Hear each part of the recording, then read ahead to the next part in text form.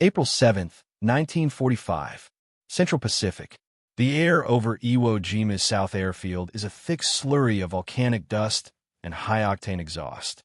On the runway, the silver skin of a North American P-51D Mustang vibrates with a violent mechanical energy. Major James Tapp, commander of the 78th Fighter Squadron, settles into a cockpit that has become a cramped, aluminum coffin for the next 8 hours. To his left and right, 79 other Mustangs roar to life, a silver tide ready to sweep across the Philippine Sea. They are carrying more than just machine guns. They are carrying the weight of a mathematical impossibility. Strapped beneath their wings are two massive 110-gallon drop tanks, teardrops of fuel that turn a short-range interceptor into a transoceanic predator. Behind them, the B-29 superfortresses are already specks on the horizon, heading toward the heart of the Japanese Empire. For months, those bombers died alone in the thin air over Tokyo. But today, the geometry of the Pacific War is about to change. As Tapp pushes the throttle forward, the Merlin engine screams, and the Mustang lifts off, beginning a 1,500-mile journey into a sky the Japanese believed was unreachable. The era of the unescorted bomber is over, and for the pilots of the rising sun, a nightmare of silver wings is just over the horizon. To understand why the P-51 Mustang's arrival over Japan was a geometrical nightmare, one must first understand the terrifying isolation of the Pacific theater in 1944. Unlike the crowded skies of Western Europe, where a downed pilot might land in a farmer's field or be spirited away by the French resistance, the Pacific was a blue void. It was a theater defined not by front lines, but by fetch, the distance wind and waves travel over open water. By late 1944, the United States Army Air Forces had unleashed their most expensive weapon of the war, the Boeing B-29 Superfortress. These pressurized, very heavy bombers were designed to strike the Japanese home islands from the newly captured Marianas Islands, Saipan, Tinian, and Guam. On paper, it was a masterstroke. In reality, it was a logistical and tactical catastrophe. The distance from Saipan to Tokyo was roughly 1,500 miles. A round trip meant 3,000 miles of flying over a featureless, unforgiving ocean. The B-29s were flying at the absolute limit of their endurance. To save fuel for the return journey, they flew at high altitudes, often encountering the then mysterious jet stream, high-velocity winds that blew their bombs off target and forced their engines to labor under extreme stress. But the greatest threat wasn't the weather. It was the lack of protection. No American fighter in the inventory possessed the legs to accompany the bombers. The P-38 Lightning and the P-47 Thunderbolt, despite their excellence, could not bridge the 3,000-mile gap. The Japanese high command understood this math perfectly. Their defensive strategy was built upon the safety of distance. They knew that when the B-29s appeared over Tokyo or Nagoya, they would be alone. This allowed Japanese interceptors, like the Nakajima Ki-84 Hate and the Kawasaki Ki-61 Hien, to climb to altitude at their leisure, loiter in the path of the bomber streams, and pick apart the formations with impunity. The B-29 gunners fought back, but the Superfort was a massive, lumbering target. Without little friends, the affectionate term for escort fighters, the B-29 crews were dying in staggering numbers. The loss of a single B-29 meant the loss of 11 highly trained airmen and a multi-million-dollar aircraft. General Curtis LeMay, frustrated by the inaccuracy of high-altitude bombing and the mounting losses, began to contemplate a radical shift in strategy. However, even the most aggressive tactics couldn't solve the fundamental problem of the Pacific, the tyranny of the map. The Japanese felt secure because, according to every known law of aeronautical engineering in 1944, no single-engine fighter could carry enough fuel to fight over Tokyo and still have enough to return to a base 1,000 miles away. They believed they were fighting a war where the enemy's reach had a fixed, predictable limit. They were wrong. In the laboratories of North American aviation and the hangars of the 7th Air Force, A solution was being engineered that would shrink the Pacific and turn the Japanese safe sky into a killing field. The Mustang was coming, but it wouldn't arrive as a mere replacement. It would arrive as a mathematical shock to a nation that thought it was out of range. The transformation of the P-51 Mustang from a short-range European interceptor into a transoceanic very long-range VLR Predator was not an accident of design, but a desperate feat of engineering. In 1940, the Mustang had been born with a revolutionary feature, the laminar flow wing. Unlike traditional wing profiles that created a turbulent wake, the P-51's wing was shaped to keep the airflow smooth across its entire surface, drastically reducing drag. This efficiency was the secret to its speed, but in the Pacific, efficiency was merely the foundation for the real requirement: volume. To conquer the 3,000-mile round trip from the newly captured island of Iwo Jima to the Japanese home islands, the Mustang had to become a flying fuel tank. The standard P-51D already possessed internal tanks in the wings and a fuselage tank behind the pilot's seat. But this was insufficient for the geometrical nightmare of the Pacific. Engineers began to push the airframe to its absolute physical limits. They reinforced the wings to carry two massive 110-gallon or even 165-gallon external drop tanks. This created a precarious balance. A fully loaded VLR Mustang weighed over 11,000 pounds, nearly double its empty weight. On takeoff, these aircraft were sluggish, dangerous, and prone to structural failure if maneuvered too sharply. The pilots were essentially sitting in the middle of a massive, winged Molotov cocktail. The geometry of the mission dictated that for the first 3 to 4 hours of flight, the pilot had to fly with extreme gentleness, nursing the engine and burning off the external fuel first.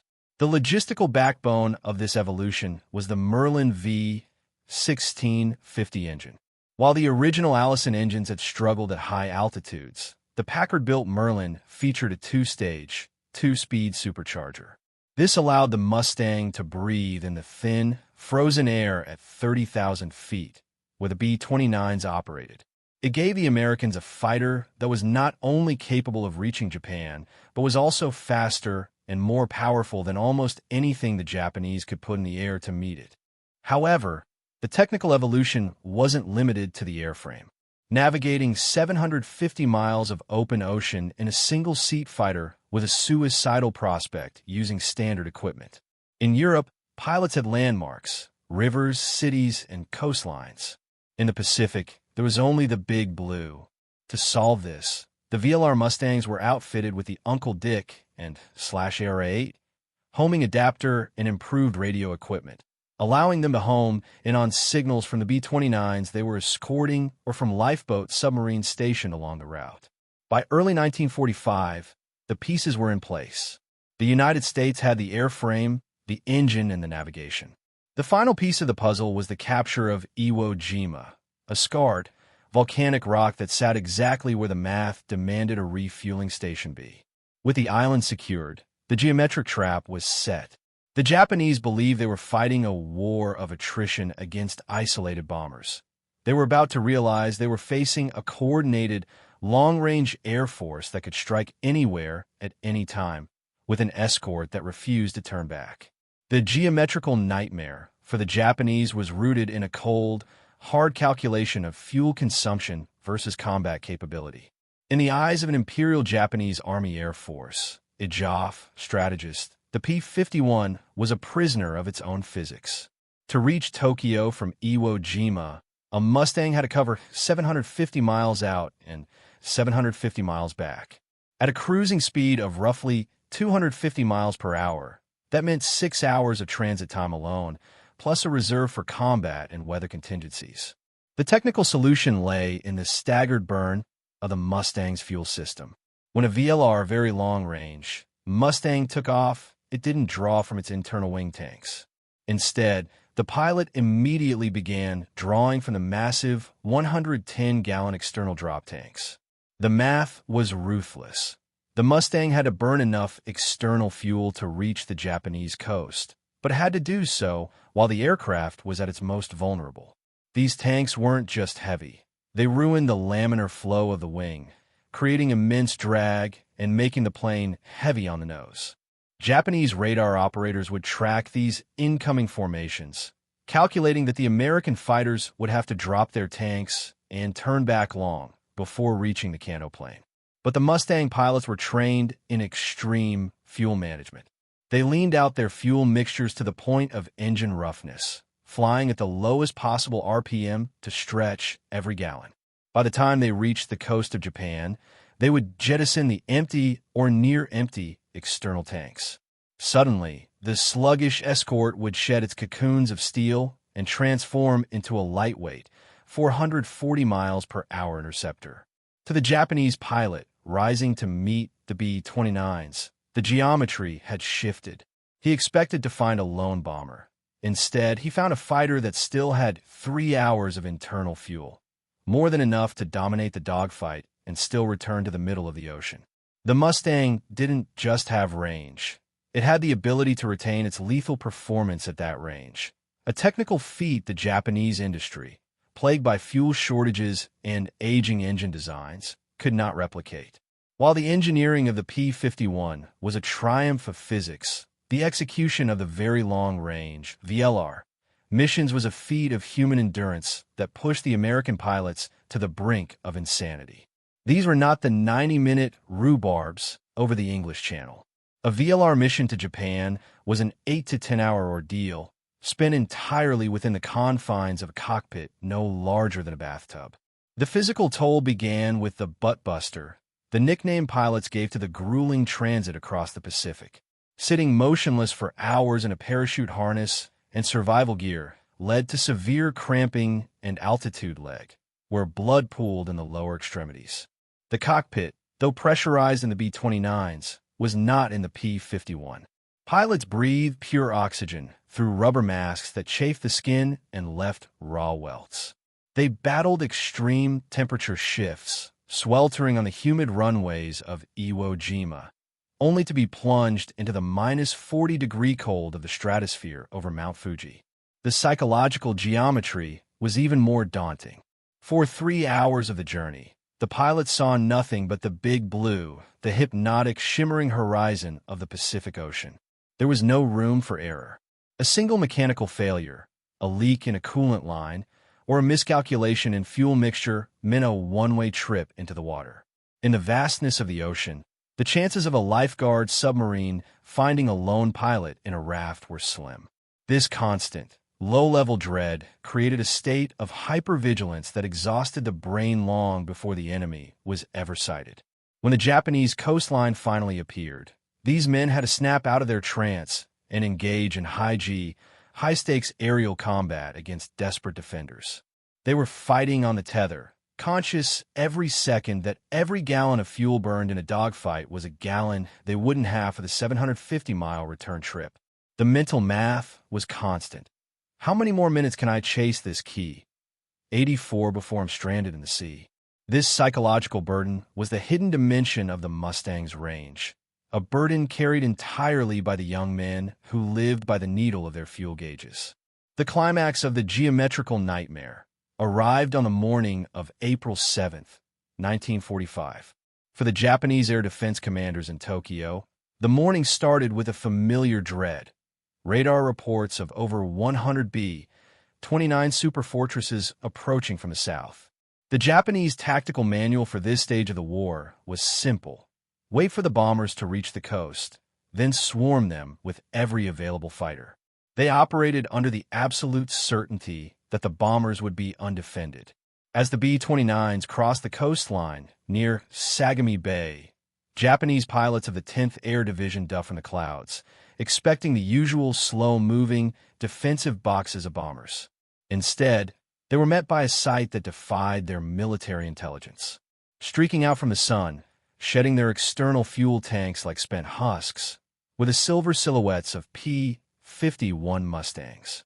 The shock was total. The Japanese interceptors, primarily Nakajima Ki-84s and Kawasaki Ki-61s, were caught in the middle of their climb-to-intercept phase. They were slow, heavy with ammunition, and positioned for a bomber attack, not a dogfight.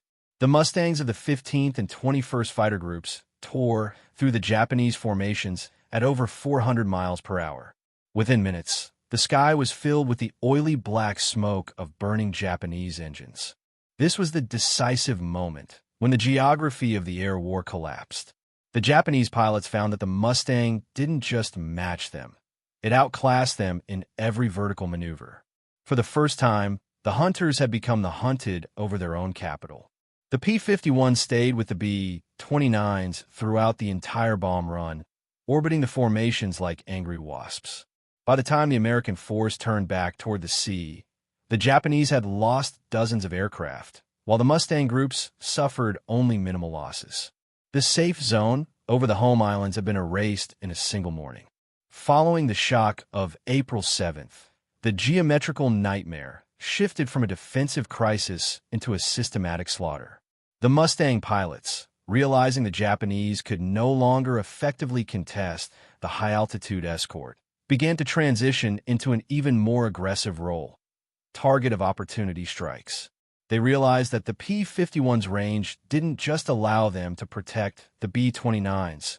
It allowed them to stay over Japan for up to an hour after the bombers had departed. This extra hour was the death knell for Japanese aviation. The Mustangs began strafing the nest, diving from 30,000 feet to deck level to hit Japanese airfields, training centers, and hidden assembly plants. The Japanese military, desperate to preserve their dwindling numbers for the expected invasion of the home islands, tried to hide their aircraft under haystacks, in forests, and even inside railway tunnels. But the Mustang pilots were relentless. They flew mop-up missions, seeking out anything that moved on the ground. Locomotives, coastal shipping, and the very training planes that represented the future of the Japanese pilot corps. The Japanese safe zone hadn't just moved, it had vanished. The math that previously protected their flight schools in the interior of Honshu was now weaponized against them. Because the P-51 could loiter, they could catch Japanese interceptors as they tried to land, low on fuel and ammunition. This tactic, known as leeching, decimated the ranks of the remaining veteran Japanese pilots. By June 1945, the Japanese High Command issued a demoralizing order. Their fighters were to stop intercepting American formations unless the numbers were overwhelmingly in their favor. The geometry had reached its final, cruel conclusion. The Americans had achieved total air supremacy over the enemy's capital using a single-engine fighter launched from a rock 1,000 miles away. The Japanese pilots, who had once been the masters of the Pacific sky, were now grounded by the terrifying reality that the moment they started their engines, a Mustang was likely already circling overhead, waiting for the heat signature of their exhaust. The sky over Japan had become a giant, silver-plated trap. The introduction of the VLR Mustang didn't just change the tactical landscape. It fundamentally altered the survival rate of the American strategic bombing campaign. Before the Mustangs arrived, the B-29 Superfortress crews were facing a grim statistical reality. During the unescorted daylight raids of late 1944 and early 1945, loss rates were hovering near 5 to 10% per mission. In the brutal logic of air war, those numbers meant that a crewman had a near-zero chance of completing a full combat tour.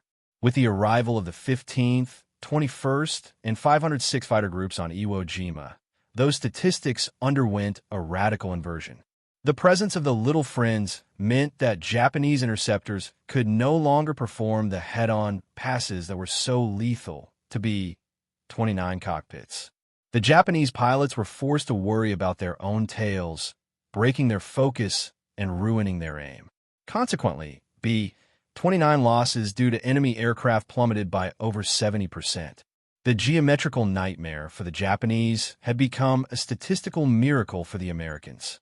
This shift allowed General Curtis LeMay to refine his firebombing strategy with terrifying efficiency. Knowing the Mustangs could suppress the Japanese air defense, the B-29s could be stripped of unnecessary defensive armament and loaded with even more incendiaries. The psychological impact on the Japanese populace was equally devastating. The sight of the silver Mustangs cruising at low altitudes over their cities, miles away from any American carrier, served as a constant, visible reminder that their military could no longer protect the sanctity of their home soil. Furthermore, the Mustang's range allowed for the escorted rescue. If a B-29 was damaged and forced to ditch, Mustangs would orbit the downed crew at low altitude, fending off Japanese patrol boats and strafing coastal defenses until a Dumbo, a search and rescue PBY Catalina, or a submarine could reach the scene. The Mustang didn't just save the bombers. It saved the men, preserving the morale of an air force that had been pushed to the breaking point by the isolation of the Pacific. The dominance of the P-51 over the home islands catalyzed the total collapse of the Japanese air defense infrastructure. By the summer of 1945, the geometrical nightmare had hollowed out the Imperial Japanese Army and Navy Air Forces from the inside. The most critical loss wasn't just the airframes, it was the instructors. Because the Mustang could reach training fields in the hidden corners of Honshu and Kyushu, the Japanese safe zones for seasoning new pilots were under constant fire. The Japanese military was forced into a desperate strategic retreat.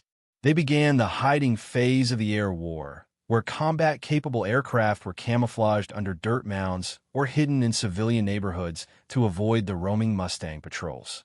This effectively ceded the sky to the Americans. When Japanese aircraft did take off, they were often piloted by short-course students who had less than 100 hours of flight time. Against a veteran Mustang pilot with 500 hours and a superior aircraft, these students stood no chance. The kill-to-loss ratios became astronomical, often exceeding 10-1 in favor of the Americans. This systematic erasure of Japanese air power forced a shift in the enemy's psychological doctrine. Recognizing they could no longer win a traditional air superiority battle, the Japanese High Command shifted their remaining resources toward the kamikaze, the special attack units. They realized that if a pilot couldn't survive a dogfight with a Mustang, his only remaining value was as a guided missile. However, even this was hampered by the P-51. Mustangs began performing preemptive sweeps, catching kamikaze units on the ground, or intercepting the slow, bomb-laden planes before they could even reach the American fleet. By the time of the final surrender, the Japanese Air Force was a ghost of its former self. Thousands of aircraft remained, but they were trapped on the ground, pinned by the long reach of the Mustang. The P-51 had not just defeated the Japanese pilots, it had defeated the Japanese geography. The very distance that was supposed to be Japan's ultimate armor had been turned into a corridor of vulnerability that the Americans could traverse at will. The story of the P-51 Mustang in the Pacific is more than a chronicle of dogfights and data points. It is a testament to the moment when technology finally conquered the tyranny of distance. For years, the Pacific Ocean had been the ultimate arbiter of the war, a vast blue desert that punished the bold and protected the isolated. The Japanese relied on that isolation as a strategic shield, believing that no single-engine aircraft could ever bridge the gap between their empire and the world beyond. But the Mustang turned that shield into a liability. It proved that in modern warfare, geometry is not a fixed reality, but a variable that can be manipulated through engineering and sheer human will. By shrinking the Pacific, the P-51 did more than just protect bombers. It shattered the Japanese sense of security and brought the reality of the war to the very doorstep of the Emperor's palace. It was the long reach of a nation that refused to accept the limits of the map. Today, the P-51 is often remembered for its silver silhouette and the roar of its Merlin engine, but its true legacy lies in the math it broke. It was the first fighter to prove that range is as much a weapon as speed or firepower. As we look back at those 8-hour missions over the Big Blue, we see the precursor to the global reach of modern air power, a world where no target is too distant and no sanctuary is truly out of range. The geometrical nightmare experienced by the Japanese pilots was the first cold glimpse into a future where the world had become much smaller and the sky much more dangerous. The Mustang didn't just win battles, it rewrote the rules of what was possible, ensuring that for the first time in history, the distance between 2 points was no longer measured in miles, but in the capacity of a pilot to endure and the efficiency of a wing to glide.